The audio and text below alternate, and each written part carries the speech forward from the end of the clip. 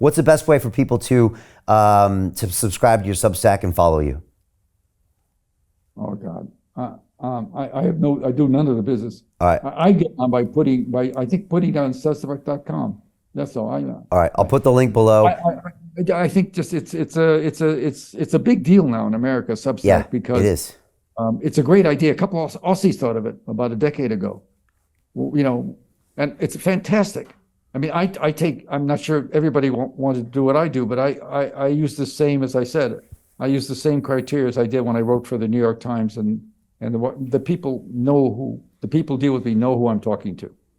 And they did at the Times, and they did at the New Yorker. So the notion for the Times that this is off the wall stuff, they know better. Yeah. They know they actually at some point in their files they can find out who they were talking about. I'm not going to help them find it though. I don't trust anybody anymore in the American media. It's really been a shock. Yeah. It's a shock that they've been so uninterested in what a president is doing in political fear. And it may not be, by the way. It's not clear that it's going to be Trump. And it's, but I don't see anybody in the Democratic Party having the gumption to go after him. I think the party's everybody's just caved in on the whole Ukraine thing.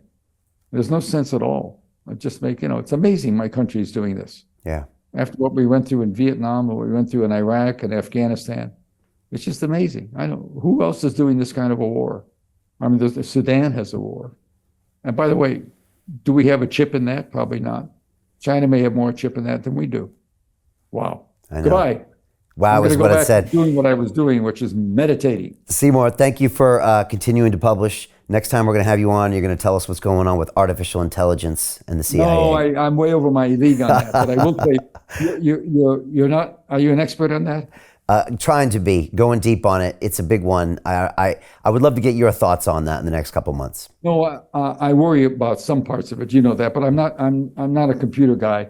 Although I will tell you, this is just between us.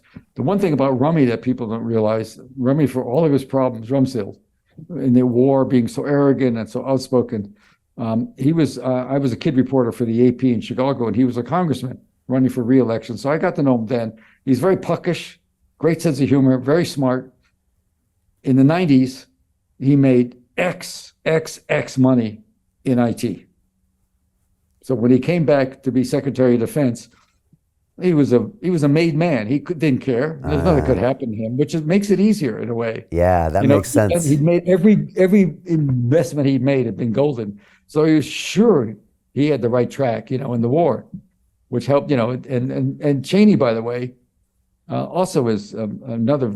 I appreciated Cheney's brains a lot because I went and read in the Ford library. He worked for Ford. Rumsfeld brought him in as a deputy when he was chief of staff, and Cheney's memos.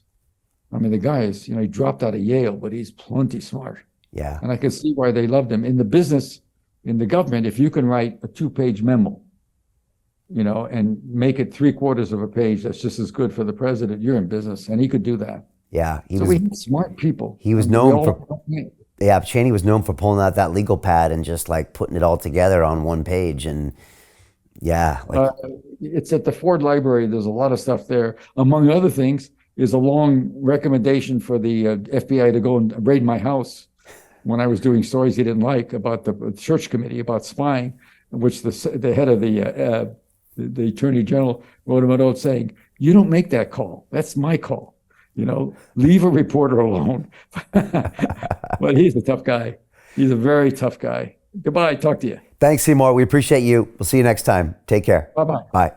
So Jim Rickards has just recorded a video that's not available to anyone in the public, and he's going to be talking about how this upcoming recession is going to be fast, it's going to be bloody, it's going to be nasty. But at the same time, he's going to show you how you can position yourself to profit from all of this chaos. Now, we've made this video only available to our viewers. Go to londonreal.tv/Jim. Watch that immediately. I can't say enough good things about Jim Rickards.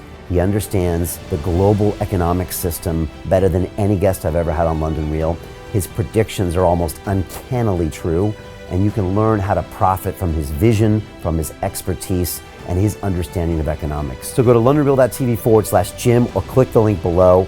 It's an excellent, excellent look on what's going to happen in the future and how you can position yourself to profit from that. Jim is one of the best in the business, one of my favorite guests on London Real, and he's very, very good at predicting the future and showing us all to profit from it. So click the link, and I hope you enjoy.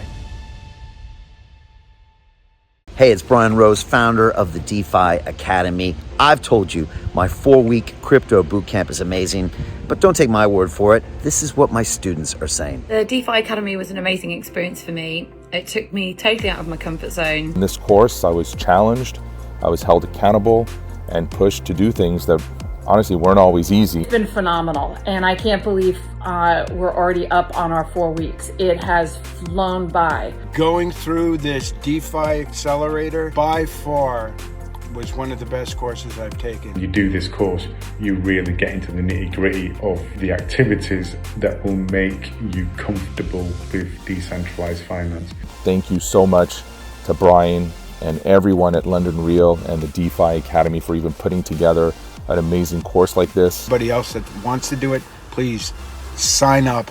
It is well worth the money.